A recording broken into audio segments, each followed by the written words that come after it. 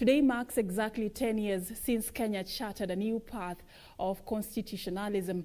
The introduction of a new constitution in 2010 has occasioned major reforms in the country, particularly in the political arena. After more than 2 decades, the new law ushered in a more decentralized political and governance structure that holds government accountable while ensuring it is responsive to the needs of the citizenry. Even though issues of concern still abound, the new system of governance is seen by many as a step in the right direction.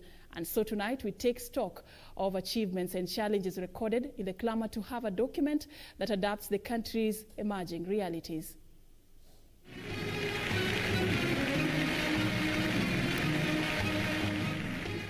Since independence, Kenya has had 3 constitutions. Blurred for the last time, and Kenya ceased to be a colony. Immediately after the attainment of self-rule, the country has been characterized by continued efforts to structure and restructure the political and governance systems.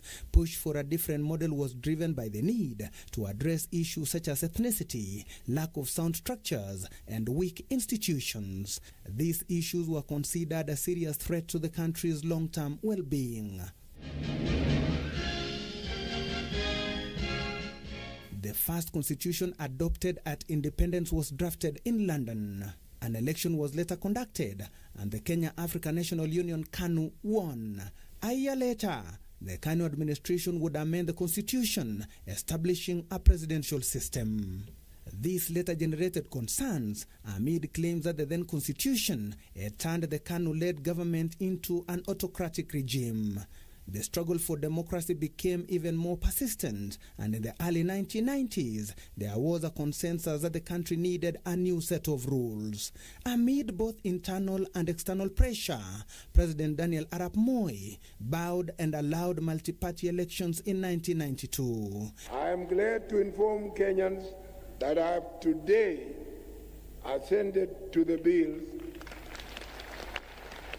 as a sign of my commitment to political reforms. Yet, even after this historic proclamation, there remained concerns that the amendments made on the constitution then only served to strengthen the executive arm of government. The way we went about writing our constitution, one, I must say that it took blood, sweat, tears, and lives. Sorry. Lives of many people, Kenyans, to get a new constitution. It was not a walk in the park. It was a fight. It was a fight by the people, for the people, to have a new constitution that would give a framework on how we are going to move on as a country. Efforts to reform the constitution were relaunched in the year 2000 with the creation of the Constitution of Kenya Review Commission. After broad public consultations, the commission produced a draft famously dubbed the Bomas Draft, named after the cultural center located in Nairobi where its drafting took place. To welcome you all to the formal inauguration of the National Constitutional Conference here at the Bomas of Kenya.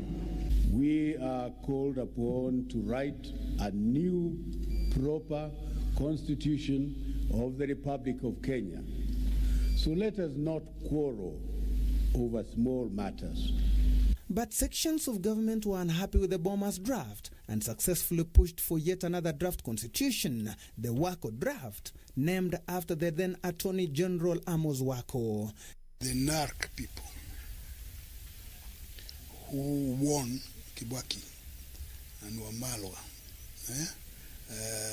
and Ngilu and Raila, they formed this coalition and they won.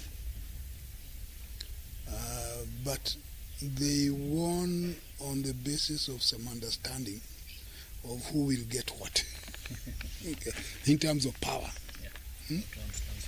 Yeah, it has very little to do with the country. It's the who gets what. As soon as they were declared the winners and they were sworn in, now the winners started fighting. The people in NAC started fighting. And that was the background to now the prolonged bombers' circus. The draft received parliamentary approval and was presented to Kenyans in a referendum held in 2005.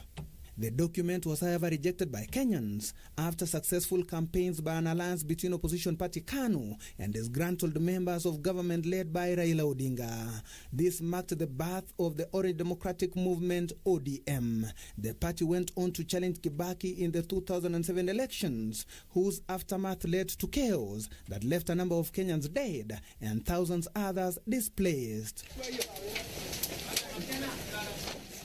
A peace deal brokered by former UN Secretary General Kofi Annan led to the formation of a grand coalition government. As part of the power-sharing deal, the Kibaki and Raila Odinga coalition was expected to deliver a new constitution before another election could be held.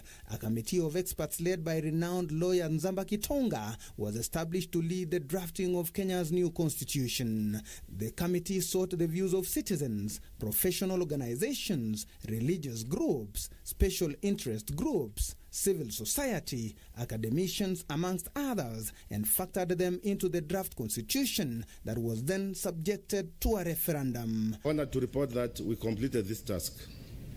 Significantly, Kenyans are still almost equally divided on the system of government which they desire. While they remain unanimous that the powers of their chief executive must be curtailed and be subject to checks and balances, they continue to root for either a pure parliamentary system of government or a pure presidential system of government or a hybrid system of government. On the 4th of August 2010, Kenyans resoundingly voted to adopt a new constitution.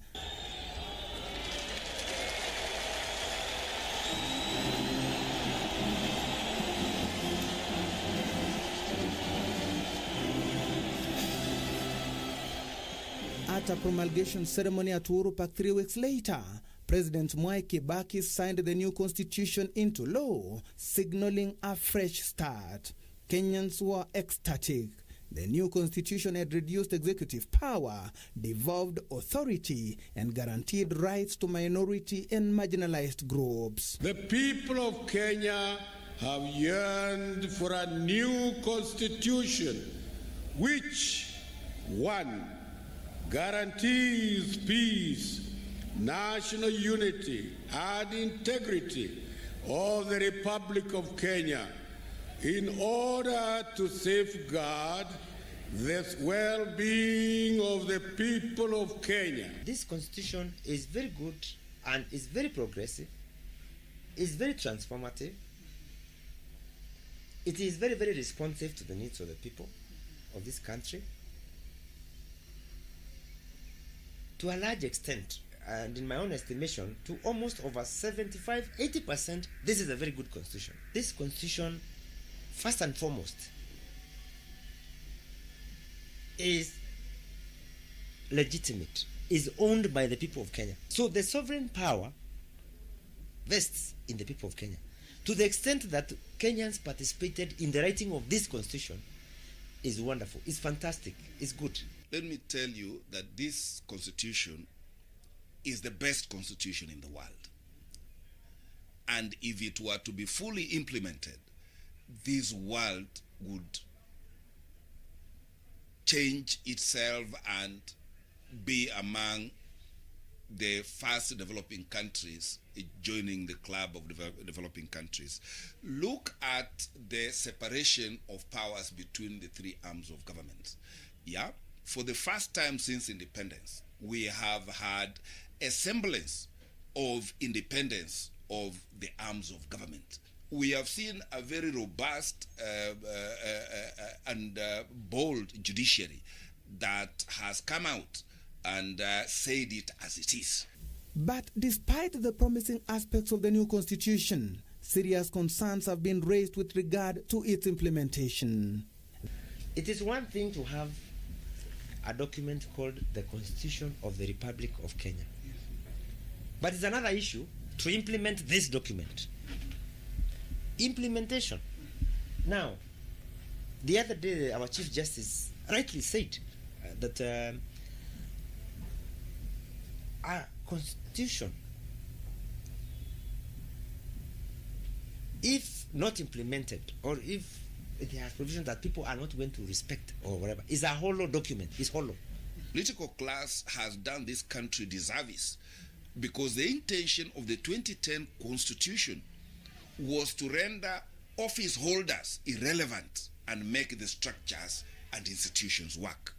But by and large, institutions have been suffocated, and have taken a personality kind of phenomena, and rather than the institution working, institutions are now known by the holders of those offices. If you talk about, was never the intention of the 2010 Constitution, because the Constitution was meant to disabuse institutions of the faces that operate within them.